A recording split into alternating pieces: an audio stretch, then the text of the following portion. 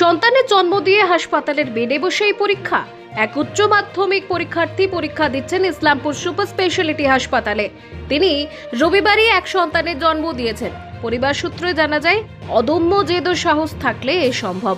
তবে পরিবার সূত্রে জানা গিয়েছে, গতকাল ভর্তি হয়েছিলেন সুপার স্পেশালিটির হাসপাতালে।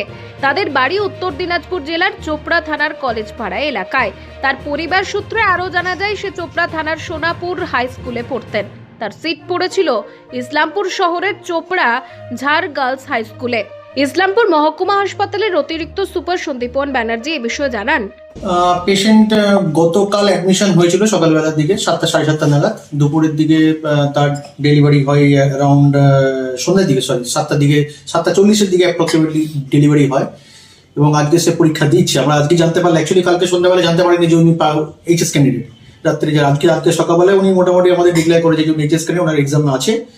তো তড়িঘড়ি আমরা অ্যারেঞ্জমেন্ট করি, আমরা চোপড়া বিএমএইচকে আমি ইনফর্ম করি, যাতে চোপড়া ঝাড়া স্কুল স্টুডেন্ট। আর আপনার হচ্ছে আমরা সেই হিসাবে অ্যারেঞ্জমেন্ট করি মোটামুটি।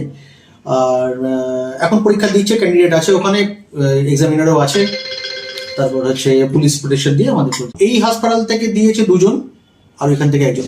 এটাই প্রথম তার হসপিটালে অ্যাডমিটেড থাকা থেকে পরীক্ষা। তো উচ্চ মাধ্যমিক পরীক্ষা ছিল, তো কালকে আপনার ব্যথা উঠেছে, তারপরে আজকে বাচ্চা হয়েছে, সুস্থভাবে হয়েছে। বাচ্চা নিয়ে পরীক্ষা দিচ্ছে আজকে? বাচ্চা নিয়ে পরীক্ষা দিয়েছে। প্রথম থেকে পরীক্ষা দিচ্ছিল? হ্যাঁ, প্রথম থেকে পরীক্ষা দিয়েছে। আজকে লাস্ট পরীক্ষা ছিল। বাড়ি কোথায়? চোপড়া কলেজ পাড়া। চোপড়া কলেজ পাড়া। বলছি এখন বর্তমানে বাচ্চা মা দুজনে সুস্থ আছে?